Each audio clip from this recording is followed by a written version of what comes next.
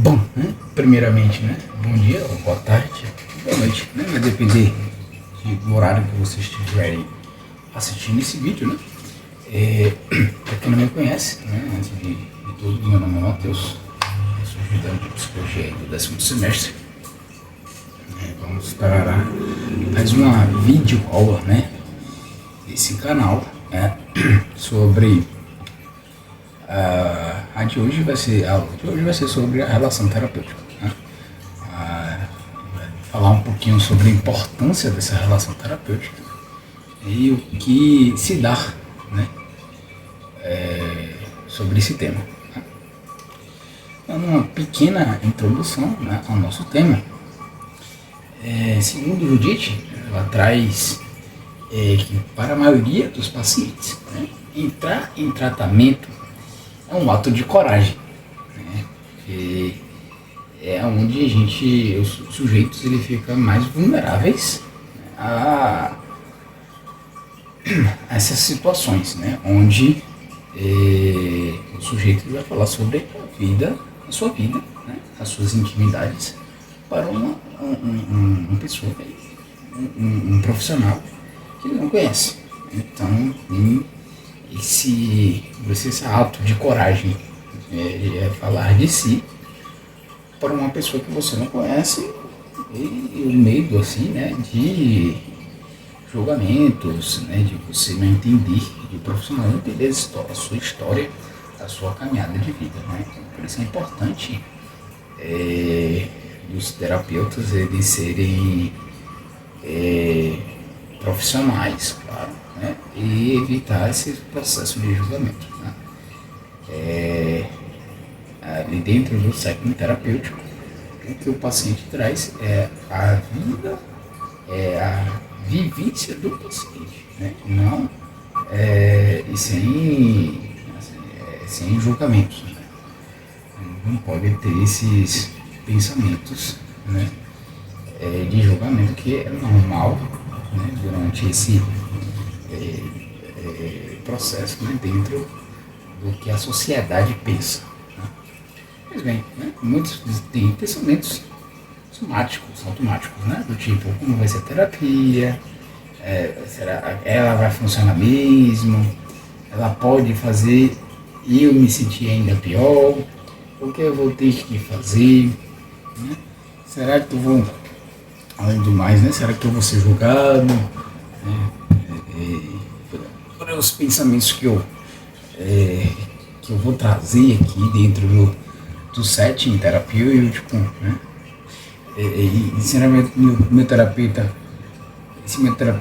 me impressiona demais, né? Como é que eu vou conseguir sobreviver a esse processo, né? Como é que eu vou interpretar esse processo, né? Esse que são as perguntas que geralmente os pacientes eles fazem, né? Ficam assim matutando, né, a cabeça. Portanto, né, Judith, ele, embora seja acolhedora, gentil, né, e realisticamente otimista durante toda a terapia, ela é especialmente assim no começo do tratamento. Em 1979, Aaron Beck e seus colaboradores dedicaram um capítulo inteiro à relação terapêutica do primeiro manual de tratamento de terapia cognitivo-comportamental. O que eles enfatizaram, né? As habilidades de aconselhamento, rogeriano, de acolhimento, a acurácia, empatia e autenticidade, juntamente com a confiança básica e a técnica de rapport, tá? Também descreveram como adequar a relação entre paciente e cliente, terapeuta-cliente em específico, buscando uma concordância tanto dos objetivos e tarefas do tratamento, compartilhando um vínculo pessoal e prestando atenção às reações negativas dos clientes aos terapeutas e vice-versa. Nessa aula, né, vocês vão entenderam, né, um pouquinho sobre quais são as 4 diretrizes essenciais a ter em mente em cada sessão. Como você demonstra suas boas habilidades de aconselhamento, como você monitora o afeto dos clientes, dos pacientes e obtém feedback, como você colabora com os seus clientes, como você adapta a relação terapêutica ao indivíduo, como você usa a autoexposição, como você repara as rupturas, como você ajuda os pacientes a generalizar o que eles aprenderam para outras relações. E por fim, como você lida com as reações negativas. Dando início à nossa aula, os aspectos que vão ser discutidos durante essa aula de hoje, a primeira será as quatro diretrizes essenciais. Pois bem, quando Judith ela ensina para os residentes de psiquiatria na Universidade de Pensilvânia, onde ela dá aula, ela inicia a discussão com os alunos dela como estabelecer uma boa relação terapêutica, que é fundamental, para um bom tratamento inicial, essa relação terapêutica. Se não tiver essa relação terapêutica, o processo ele não flui. Depois ela pede para os mesmos escrever um cartão virtual ou real, com 4 ideias, as quais eles expressam em suas próprias palavras, que são: tratar todos os pacientes em todas as sessões de maneira como gostaria de ser tratado. E se eu fosse um paciente? Essa frase aqui é a mais importante desse processo das diretrizes essenciais, certo? Então, assim, se a gente quer ser tratado de forma cordial, de forma acolhedora, a gente tem que, como profissional, como psicoterapeuta, fazer o mesmo com os seus pacientes. Então, assim, se a gente não quer um processo de julgamento, um mínimo de bom senso, mínimo de consciência, de que se eu não quero esse processo, eu não vou fazer com o meu paciente. Segundo, ser um ser humano bom na sala e ajudar o paciente a se sentir seguro. Terceiro, lembrar que é esperado que os pacientes apresentem desafios e por isso eles precisam de tratamento. Manter as expectativas razoáveis para o meu paciente e para mim mesmo. É essencial começar a construir a confiança e rapport com os seus pacientes desde o seu primeiro contato com eles. Pesquisa demonstra que alianças positivas estão correlacionadas a resultados positivos no tratamento. Seu objetivo é fazer com que seus pacientes se sintam seguros, respeitados, compreendidos e, principalmente, cuidados. Empregue todo o tempo suficiente na relação para ajudá-los a atingir seus objetivos, avaliar seu sofrimento e melhorar seu funcionamento e humor positivo. Pesquisas demonstram que a aliança terapêutica é fortalecida quando os clientes ou pacientes, dependendo de como vocês queiram chamar, percebem melhora de uma sessão para outra. Assim sendo, arregace as mangas e monte a obra. Você precisará focar mais intensamente na relação quando tratar pacientes com fortes traços de personalidades disfuncionais ou condições de saúde graves. Esses aqui são o traço de casos, casos mais difíceis e importantes de você ter mais empatia, mais cuidado para ser tratados, Esses pacientes com esses transtornos, são transtornos de personalidade,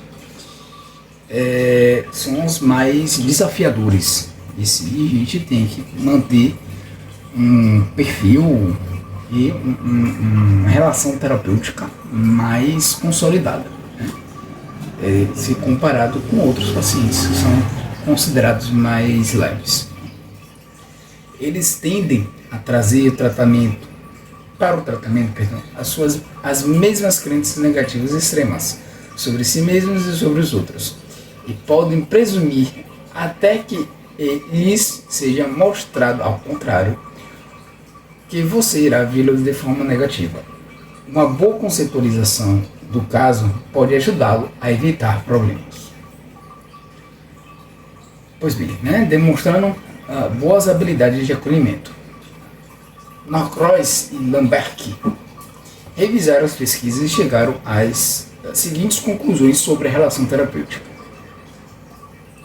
Primeiro tópico, que ele trouxe assim, na colaboração, consenso quanto aos objetivos, empatia, valorização positiva e afirmação, além de obtenção e fortalecimento ao paciente de feedbacks positivos, são efetivos. Segundo tópico, congruência ou autenticidade, que é a expressão emocional, desenvolvimento de expectativas positivas, promoção de credibilidade quanto ao tratamento, manejo de contratransferência e reparo de rupturas são provavelmente efetivos. Próximo ponto, autoexposição e imediatismo são promissores, mas ainda não foram suficientemente pesquisados. E por fim, o humor do terapeuta, dúvida, humildade e prática deliberada também carecem de pesquisas suficientes. Na TCC, as habilidades de aconselhamento rogeriano, de empatia, autenticidade e valorização positiva têm especial importância. Você irá demonstrar continuamente seu comprometimento e a compreensão dos pacientes por meio de afirmações empáticas, escolha das palavras, tom de voz, expressões faciais e linguagem corporal. Você tentará transmitir as seguintes mensagens implícitas e algumas vezes explícitas, quando genuinamente endossá-las. Por exemplo, eu me preocupo com você e eu valorizo, quero entender o que você está experimentando e ajudá-lo. Estou seguro de que podemos trabalhar bem juntos e de que a TCC irá ajudá-lo. Não estou sobrecarregado pelos seus problemas, ainda que você possa estar. E por fim, já ajudei outros pacientes com problemas como os seus. Se você conseguir endossar honestamente essas mensagens, poderá precisar de ajuda de um supervisor, um colega, para responder aos seus pensamentos automáticos sobre esses pacientes, sobre a TCC ou sobre si mesmo. Por isso a importância de sempre ter, principalmente no início da profissão, a supervisão de um profissional mais experiente que você, claro, para lhe orientar nesses processos. E você precisará de treinamento e supervisões adicionais para aumentar sua competência. Se você não conseguir endossar honestamente essas mensagens, poderá precisar de ajuda de um supervisor ou colega para responder seus pensamentos automáticos sobre os pacientes e sobre si mesmo. Importantes habilidades básicas de aconselhamento, junto com exemplos, são apresentados a seguir. Vamos lá. Primeiro, a empatia. Deve ser difícil para você quando sua ex-mulher está com raiva. A aceitação do paciente. Faz sentido para mim, considerando o quanto você está abalado, que você tenha se engajado em uma estratégia de enfrentamento disfuncional essa semana. Validação. Pode ser muito complicado começar conversas difíceis com as pessoas. Transmissão de confiança. A razão por eu estar tão esperançoso por você é Compreensão acurada. Eu entendi direito. Ela disse isso. Você se sentiu assim. Você então fez isso. Acolhimento genuíno. Estou feliz por você ter conseguido sair do seu apartamento tantas vezes esta semana. Interesse. Conte-me mais sobre os seus netos. Valorização positiva. Ajudar o seu vizinho foi uma coisa muito gentil. Não sei se todos estariam dispostos a se envolver com como você fez. Zelo. É realmente importante para mim que eu faça essa terapia dar certo para você. Encorajamento, né? Sabe, o fato de você ter se sentido um pouco melhor quando passou algum tempo com seus amigos é um ótimo sinal. Reforçamento positivo. Que ótimo que você finalmente conseguiu pagar seus impostos. Apresentação de uma visão positiva sobre o paciente. Parece que foi muito complicado descobrir o que havia de errado com o carro do seu primo. Você é muito bom nessas coisas. Compaixão. Lamento que você tenha tido uma conversa tão perturbadora com sua ex-mulher. E por fim, humor, né? Você devia ter me visto quando eu, conforme descrito adiante, você precisará descobrir quando e em que medida usar essas habilidades básicas de aconselhamento. Mas o uso de quantidade certa nos momentos certos pode ajudar os pacientes aqui, né? A sentirem-se amados quando você é acolhedor, amigável e interessado. Sentirem-se menos sozinhos quando você descreve o processo de trabalhar junto com uma equipe para resolver seus problemas e trabalhar em direção aos seus objetivos. Sentirem mais otimistas quando você se mostra realisticamente esperançoso de que o tratamento irá ajudar. E por fim, sentirem um maior senso de autoeficácia quando você os ajuda a verem o quanto merece crédito por resolver esses problemas, concluir o plano de ação e se engajarem em outras atividades produtivas. Monitorando o afeto dos pacientes. Como é que a gente faz isso? Você será continuamente alerta às relações emocionais dos seus pacientes durante a sessão. Você observará suas expressões faciais e a linguagem corporal, sua escolha das palavras e o tom de voz. Quando reconhecer ou inferir que os pacientes estão experimentando maior estresse, frequentemente abordará a questão naquele momento, como por exemplo, você parece um pouco incomodado, ou como está se sentindo nesse momento, o que estava passando pela sua mente. Os pacientes costumam expressar pensamentos negativos sobre si mesmos, sobre o processo da terapia ou sobre você. Quando fazem isso, certifique-se de reforçá-lo positivamente. Que bom que você me disse isso. Próxima indagação, né? Colaborando com o paciente. A gente faz isso, né?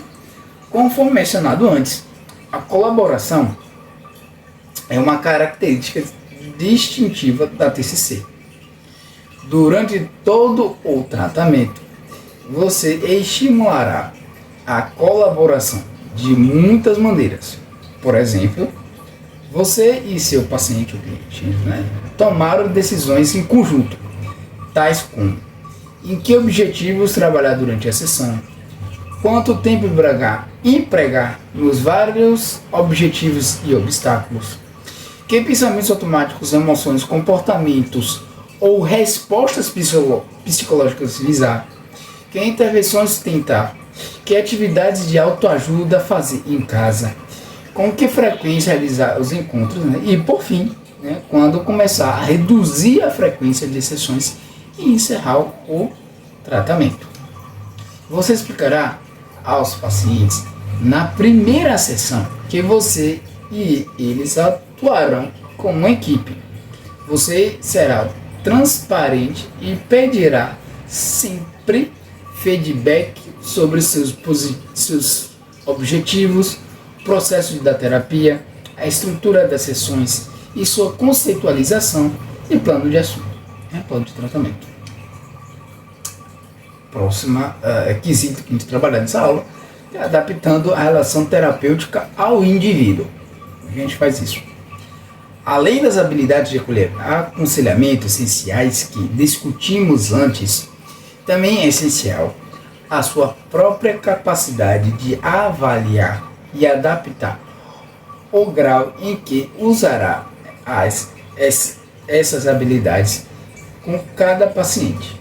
A maioria dos pacientes responde positivamente ao seu uso desses comportamentos, mas você precisa ser cuidadoso para não superutilizá-los com pacientes específicos. Por exemplo, alguns pacientes podem encarar o aconselhamento e a empatia por um ângulo negativo e se sentirem desconfiados, tratados com indulgência ou desconfortáveis. Pouca coisa já pode levar outros pacientes a acreditar que você não os valoriza ou não gosta deles. Observar as reações emocionais dos pacientes na sessão pode alertá-lo para um problema de modo que você possa mudar a forma como se apresenta e ajude o paciente a se sentir mais à vontade em trabalhar com você.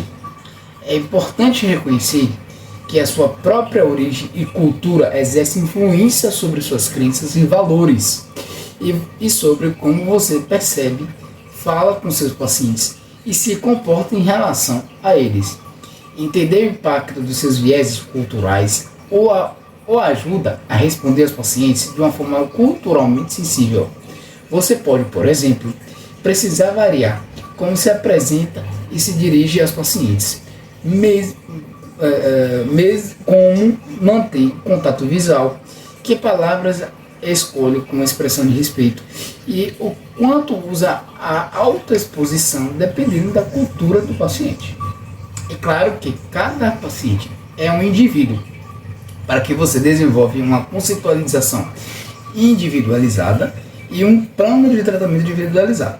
Você pode achar que, apesar das diferenças culturais significativas, um determinado paciente pode responder bem sem que você tenha necessidade de adaptar seu estilo geral.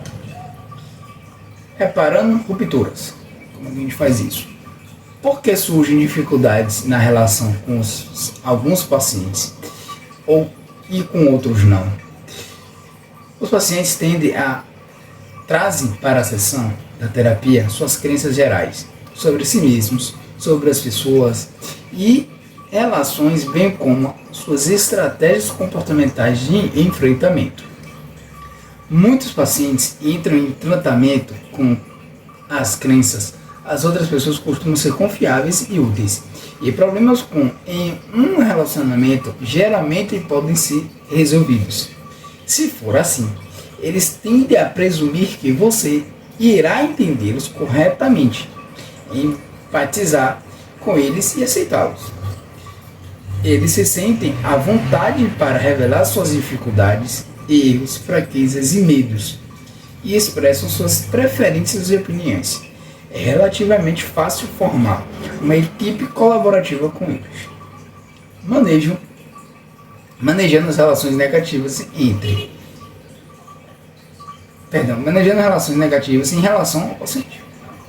Como que a gente faz isso? Você e seus pacientes têm uma influência recíproca sobre o outro. Você também provavelmente trará para a sessão de terapia suas crenças gerais sobre si mesmo, sobre as outras pessoas e relações, assim como suas estratégias de enfrentamento comportamentais. Se suas crenças nucleares negativas forem desencadeadas durante uma sessão, você pode reagir de uma forma inútil e seus pacientes podem então se engajar em uma estratégia de enfrentamento inútil.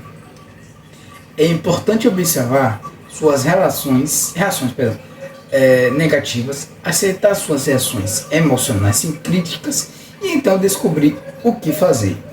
Depois que os pacientes se sentirem seguros com você, será possível abordar as estratégias de enfrentamento mal adaptativas que eles usam com você e provavelmente também com as outras pessoas.